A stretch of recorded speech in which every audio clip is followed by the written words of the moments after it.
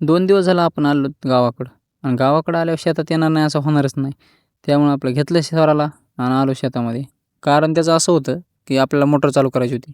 म्हणून स्वराला बसवलं एका लिंबाच्या झाडाखाली आणि निघालो आपली मोटर चालू करायला. पण त्या अगोदर आईने एक काम सांगितलं होतं. मग घेतलं आपलं शर्ट आणि निघालो आईला द्यायला. कारण आई चालवली खुरपणी. पण ऊन असं बेकार पडलं होतं. शेवटी मग आलो आणि मोटर चालू केली. पाणी तर चालू झालं, पण आपला असा प्रॉब्लेम झाला आहे की झाडांना ठिबक लावलेलं नाही. त्यामुळं झाडांना टाकावं लागतं पाणी कळशीनं. ती कळशी नाही बरं का, कन्सिस्टन्सीवाली कळशी नाही, आपली दुसरी कळशी. मग घेतली कळशी आणि इथं नारळाचं झाड आहे. नारळाच्या झाडाला ओतलं पाणी. आणि हे पाणी द्यायचं कारण असं आहे की पावसाळ्यात पण पाऊस पडा नाही. विचित्र अवस्था झाली. मग काय सगळ्या झाडांना एक एक एक एक कळशी पाणी टाकलं आणि म्हटलं चला आता थोडा आराम करावा. मग स्वराने मी दिली लांबून.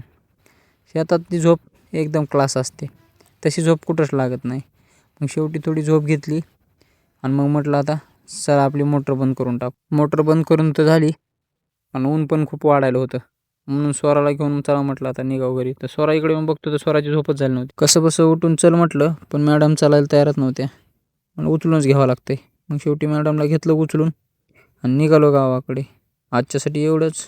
भेटू आपण पुढच्या ब्लॉगमध्ये. तोपर्यंत जय महाराष्ट्र.